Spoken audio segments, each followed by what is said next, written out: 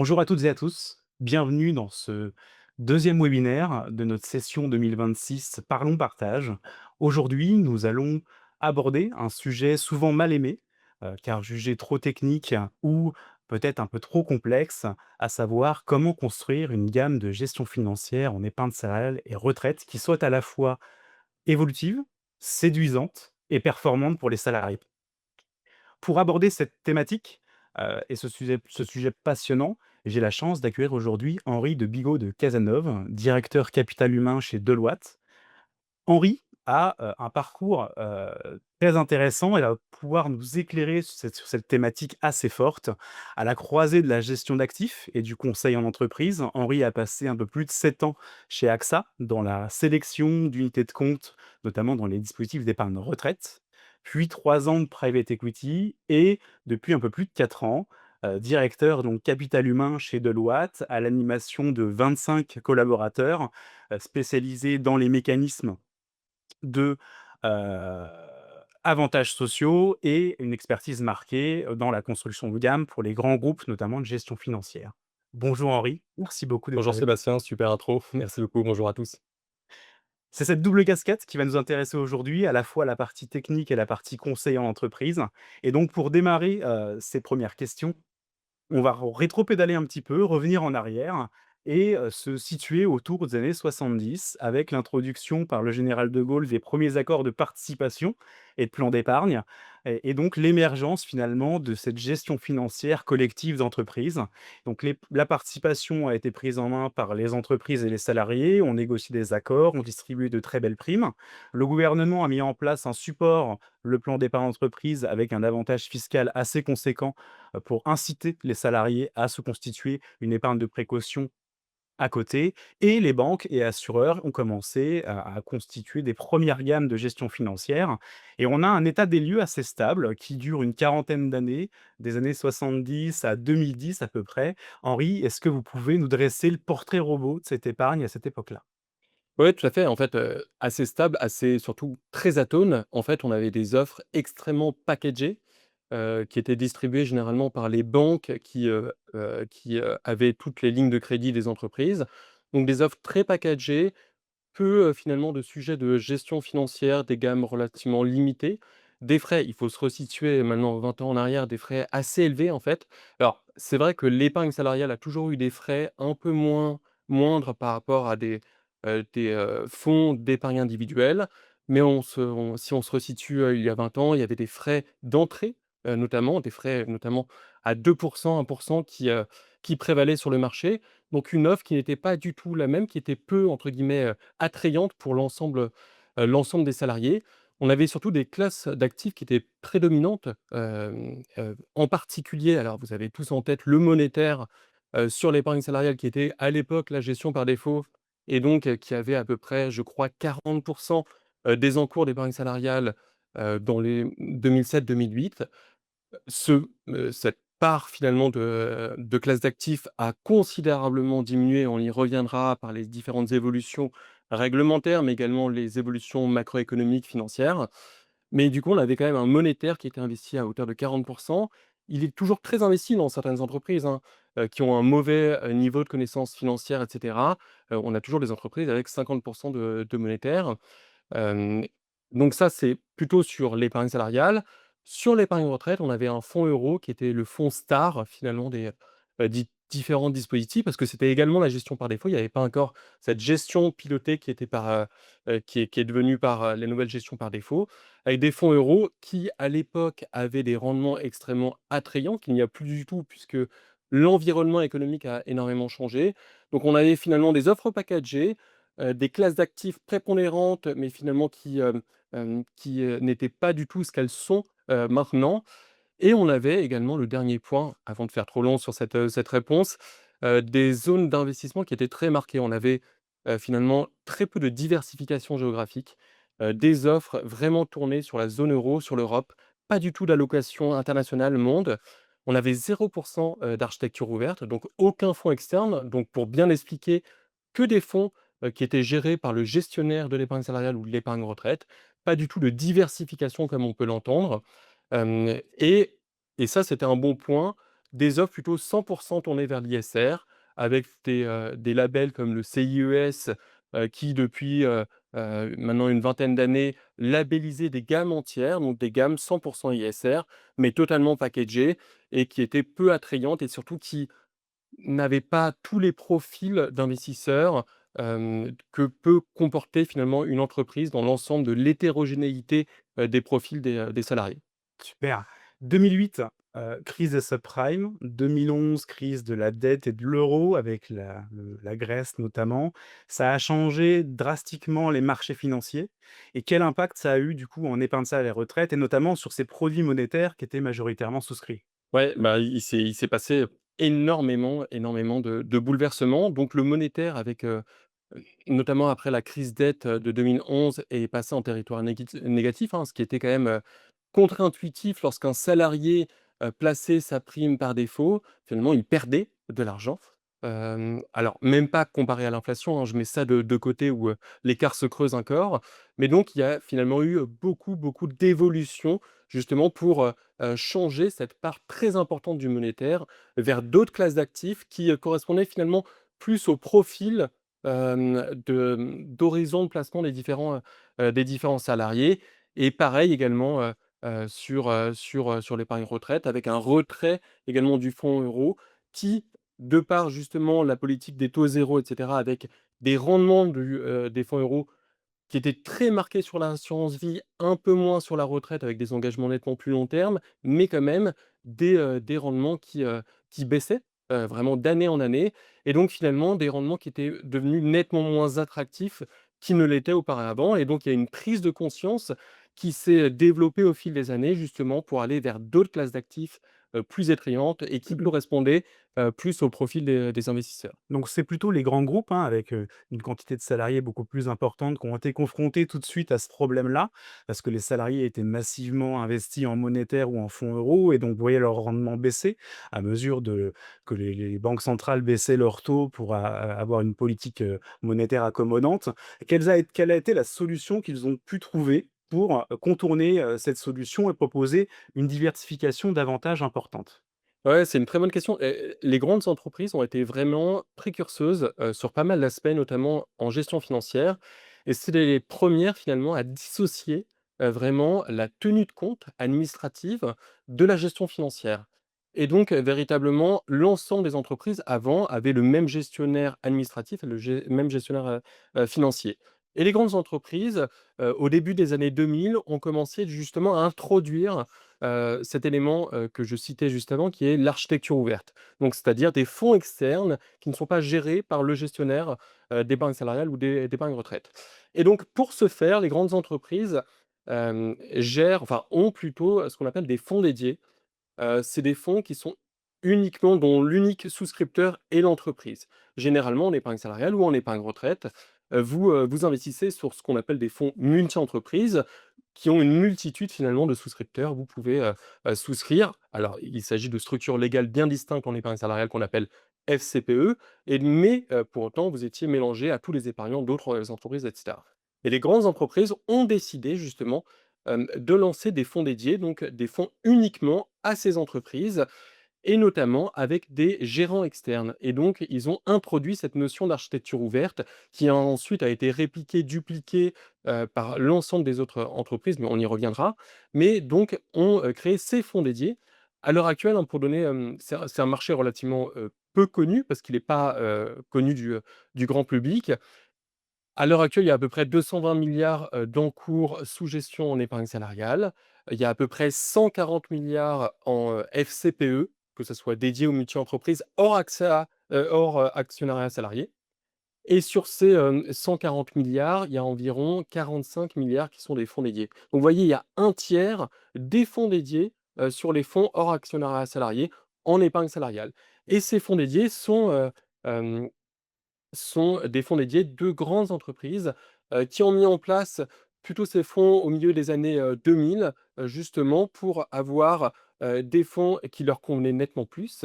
Également, ça permet de réduire drastiquement également les frais, mais ça permettait également d'introduire, des, expertises externes. On a l'immense chance en France d'avoir une multitude de sociétés de gestion et donc on a des très belles sociétés de gestion et donc ça permettait finalement, d'avoir ces expertises encapsulées dans les dispositifs, d'épargne salariale. Je le rappelle, hein, le cadre, la réglementation, on est obligé d'avoir des FCPE, donc des structures légales un peu distinctes, des fonds et donc avant, il n'y avait pas du tout de sociétés de gestion externe qui proposaient des FCPE et donc ça a permis ces fonds dédiés d'avoir finalement cette première entrée, sur la gestion financière externe et finalement cette architecture ouverte a beaucoup plu, a vraiment connu un véritable succès et ensuite a été répliquée à plus grande échelle sur l'ensemble des entreprises. Très bien. Et l'architecture ouverte, du coup, a proposé l'émergence d'autres géographies. Quel est le constat que l'on peut faire entre le monétaire et la typologie de classe d'actifs d'actions, par exemple, entre le début des années 2010 et en s'approchant de 2020?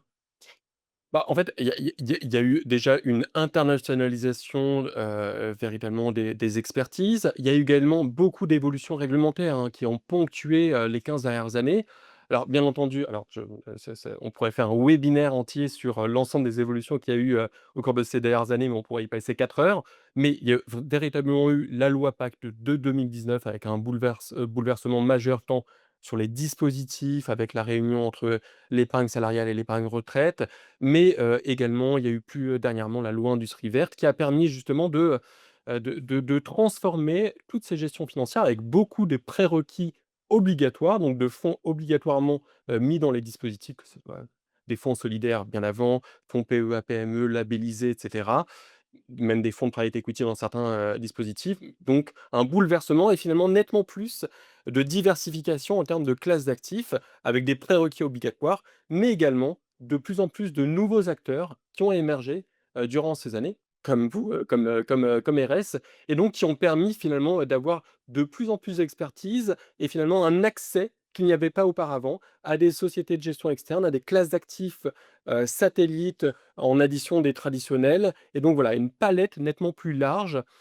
parce que vraiment, c'est un casse-tête pour tous les RH, tous les CNB où, il faut qu'ils proposent une gamme financière, qui soit complète et qui aille à l'ensemble, des salariés et les profils des salariés sont très hétérogènes. Il y a vraiment le néophyte à l'intermédiaire, au plus expérimenté et donc il faut une seule et même gamme financière, mais qui aille vraiment à tous les profils d'investisseurs, à tous les projets, tous les horizons de placement.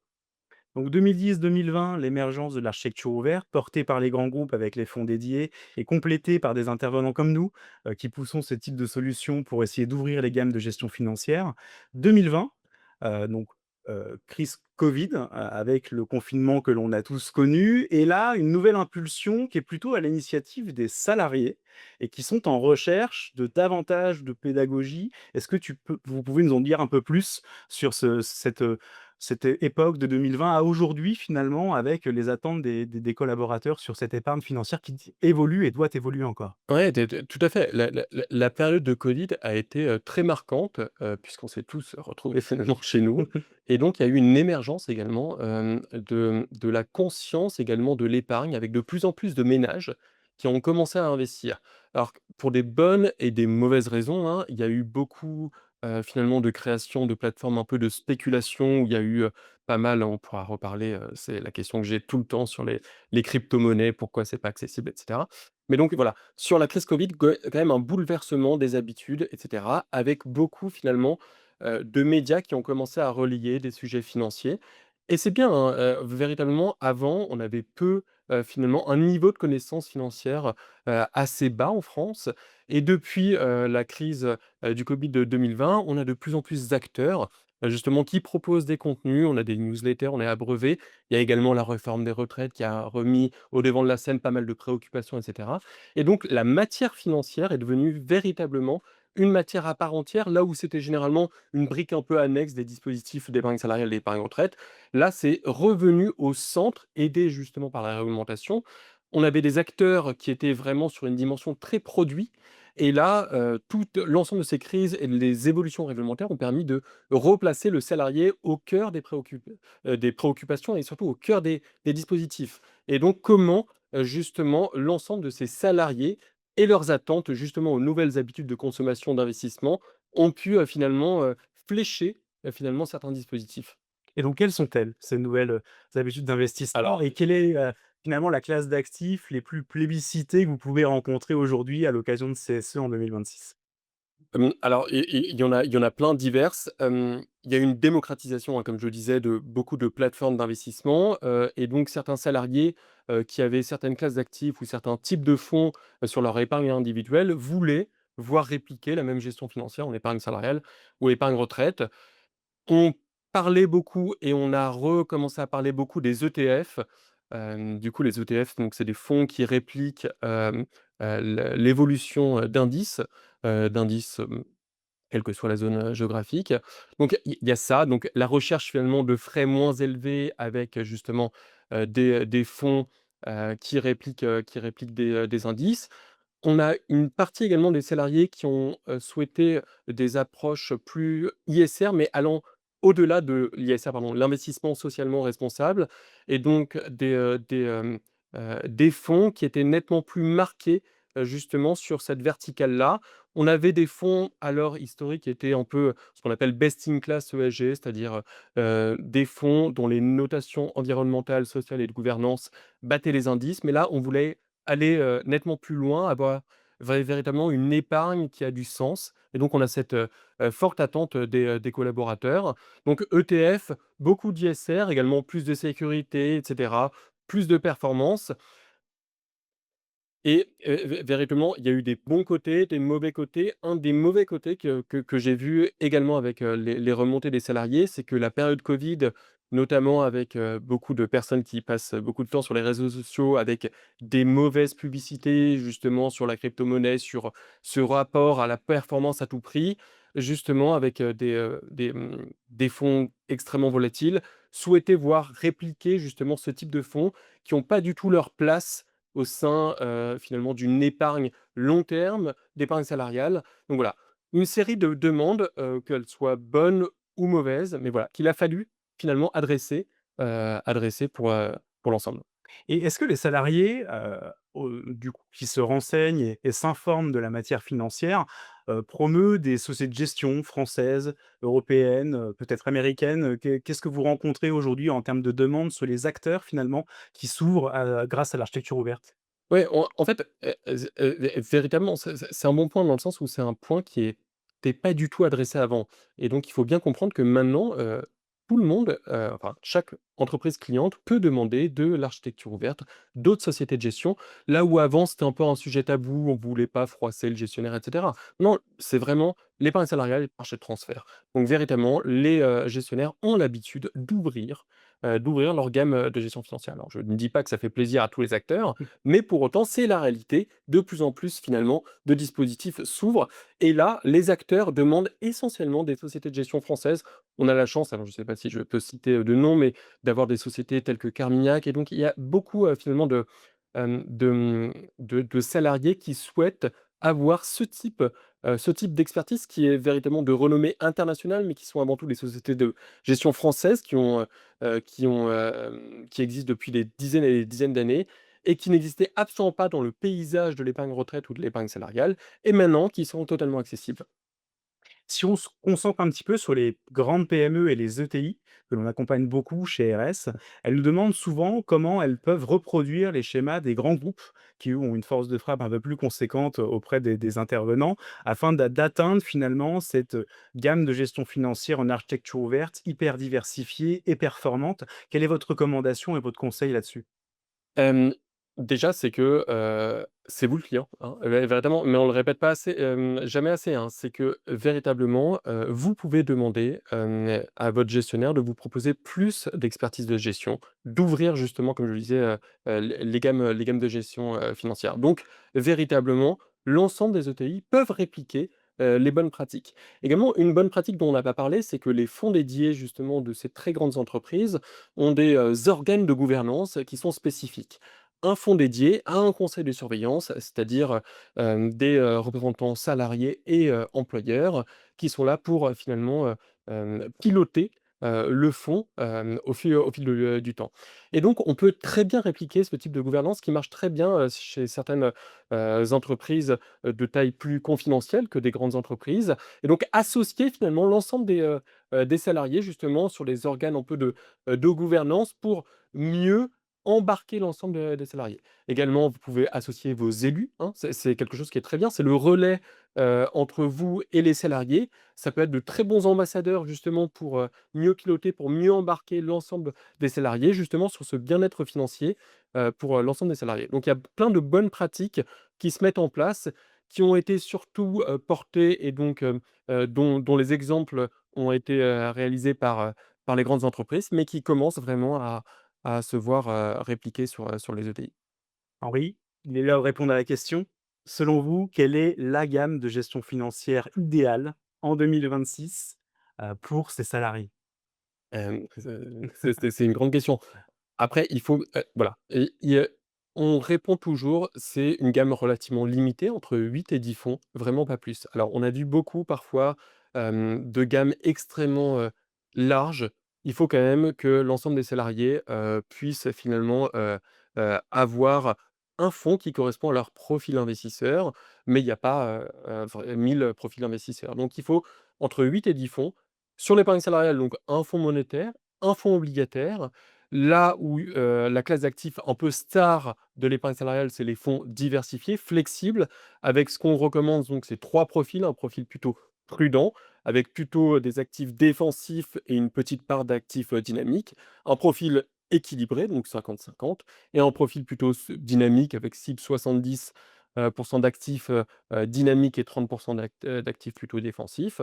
Ensuite, 3 fonds actions. Alors, vous avez déjà pas mal de prérequis obligatoires comme les fonds PEA, PME, et ensuite peut-être 2 fonds un peu plus satellites qui viennent en addition des fonds traditionnels, et donc avec des classes d'actifs un peu plus, justement, ça peut être, ou du private equity ou, d'autres classes d'actifs, des fonds thématiques. Il y a beaucoup de fonds thématiques qui ont vu le jour, notamment sur la souveraineté européenne. On en a beaucoup parlé et cetera. Il y a une forte demande des entreprises justement sur ce type de fonds. Donc voilà, 2 fonds un peu plus satellites. Donc max 10 fonds, voilà, entre 8 et 10 fonds, par gamme. Votre métier aujourd'hui est de conseiller les grandes entreprises, principalement sur ces gammes de gestion financière, et donc vous avez quelques tips à nous donner sur les critères qui permettent de suivre et de classer finalement ces différents fonds. Qu'est-ce que vous regardez en critères techniques pour sélectionner les fonds? Alors, c'est généralement des critères très quantitatifs, sans vouloir faire de publicité, cachée, donc il vaut mieux être accompagné pour ce type d'exercice. Mais pour autant, c'est vraiment les performances relatives. Donc, chaque fonds est généralement benchmarké, donc c'est les performances relatives par rapport à leur indice, et ensuite l'ensemble des ratios financiers, associés.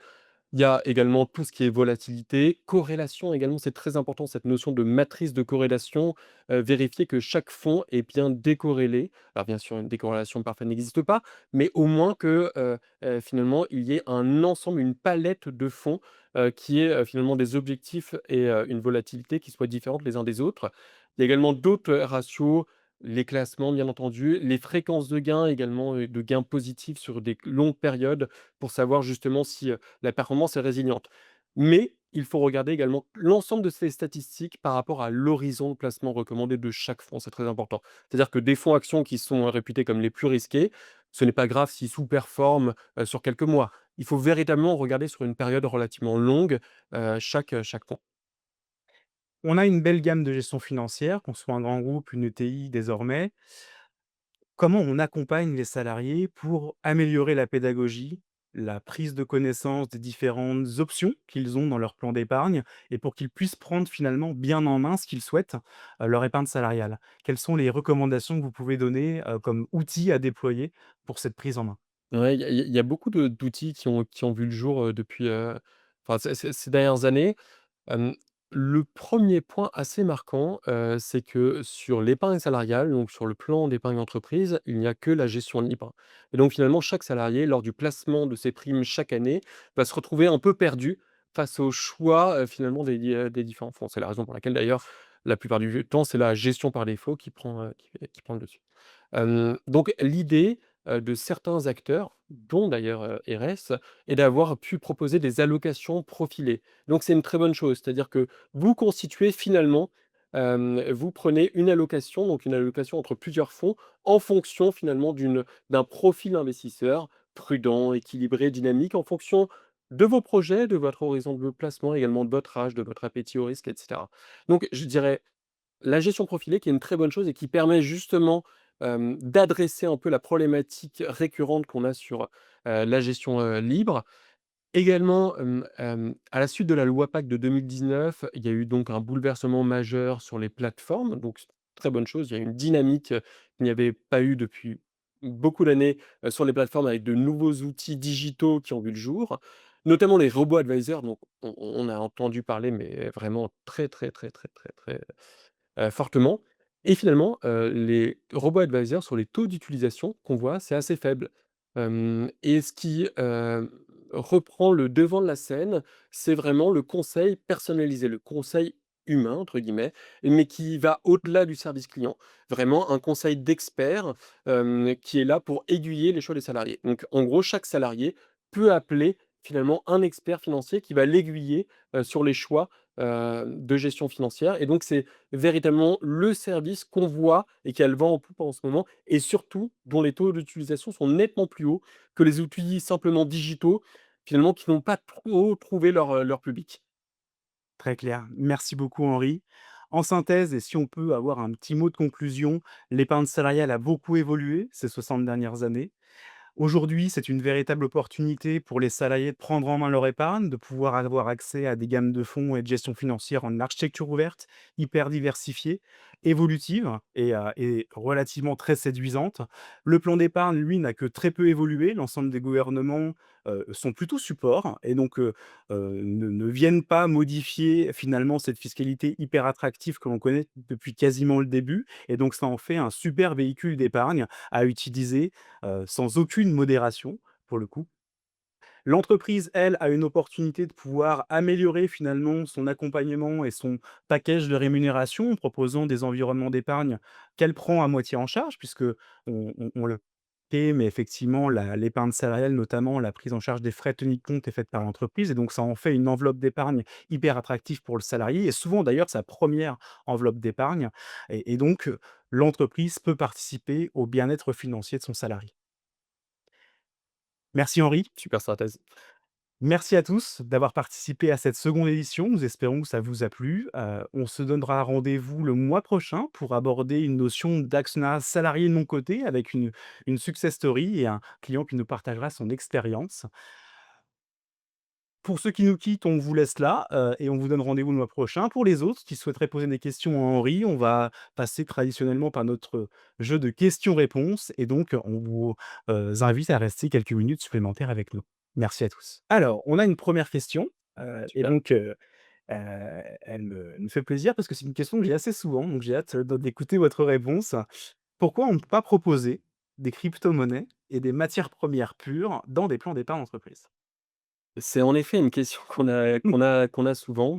En fait, il faut bien comprendre que, l'entreprise, l'employeur propose une seule et même gamme et donc il faut qu'elle s'adapte finalement à tous les profils d'investisseurs, que ça soit le néophyte enfin et tous les niveaux de connaissances financières, que ça soit le néophyte, à l'expert. Il se trouve que, alors les cryptomonnaies qui ont eu, un bouleversement majeur ces dernières années, mais en ce moment, très, Mmh. dans la contre-performance, également sont extrêmement volatiles et donc pour un salarié, totalement néophyte, c'est finalement des supports qui ne correspondent pas du tout à, finalement, la philosophie même de l'épargne salariale et donc on aurait tendance à dire aux salariés qui le souhaitent, hein, d'épargner, individuellement, toute leur épargne, mais c'est pas un bon conseil en investissement, sur la crypto-monnaie s'ils le souhaitent, mais de manière individuelle. C'est pas du tout et d'ailleurs, il y a aucun fonds, d'épargne collective qui est investi sur les cryptomonnaies. Sur les matières premières, c'est pareil, mais c'est également enfin, il y a certains fonds qui le proposent, plus en épargne retraite qu'en épargne salariale, mais c'est des fonds qui sont extrêmement volatiles et donc on cherche à avoir une gamme relativement limitée et donc avec des fonds traditionnels, certains fonds satellites, mais des fonds satellites avec une volatilité qui est relativement maîtrisée. lorsque vous avez, une volatilité telle et des contre-performances telles sur les cryptomonnaies, là, concrètement, si vous étiez investi, sur les cryptomonnaies en 1 an, vous avez perdu, sur certaines cryptomonnaies entre 70 et 80 de votre valeur. C'est pas du tout la philosophie de l'épargne salariale, c'est pas du tout la philosophie, de finalement des primes de participation et d'intéressement qui sont, versées par les employeurs. C'est pas là pour, justement spéculer. On est là sur hem, une approche vraiment patrimoniale, finalement de financer des projets et donc on aurait, tendance à conseiller, tous ces salariés d'aller plutôt sur une épargne individuelle pour, investir sur ce Oui, type bah, puis de fonds. en complément, ce qu'on peut dire, c'est globalement, ces cryptomonnaies ou les matières premières comme l'or, par exemple, sont des petites composantes de grands portefeuilles et donc en termes de pondération, sur des gammes restreintes, comme vous l'avez évoqué, de 8, 10 fonds, proposer un fonds aussi volatile et très spécifique sur cette gamme réduite, pourrait induire en erreur des salariés et Tout à donc, fait. effectivement, ils peuvent tout à fait l'intégrer à leur patrimoine, mais plutôt sur des enveloppes individuelles que sur le mécanisme de l'entreprise. Alors, autre question, comment impliquer les CSE dans la sélection des fonds? C'est un bon point et c'est une très bonne initiative. Vous pouvez totalement associer, le CSE, vos élus, certains salariés, justement, à la revue, la sélection, des fonds. Et d'ailleurs, on a tendance d'ailleurs plus à le recommander, dans le sens où, véritablement associer, embarquer les salariés pour qu'ils soient les meilleurs relais, les meilleurs ambassadeurs. Hem, c'est totalement possible, c'est quelque chose qu'on recommande, et du coup, on les associe justement par des ateliers il faut vraiment que ça soit une co-construction entre les élus, le CSE, les salariés, l'employeur et bien entendu le gestionnaire ou le conseil et cetera. Et vraiment les embarquer. Généralement également, c'est également très bien pour apporter du contenu financier, de la formation. En fait, le maître mot de l'ensemble, de ce qu'on se dit là sur les gammes de gestion financière, c'est vraiment la communication. Il faut qu'elle soit récurrente, avoir de la pédagogie financière et c'est véritablement comment associer au mieux l'ensemble des salariés. C'est par, de l'information, par de la communication, de la formation et les embarquer également sur cette sélection. Merci beaucoup une nouvelle fois Henri. Merci à vous. On va pouvoir clôturer ici.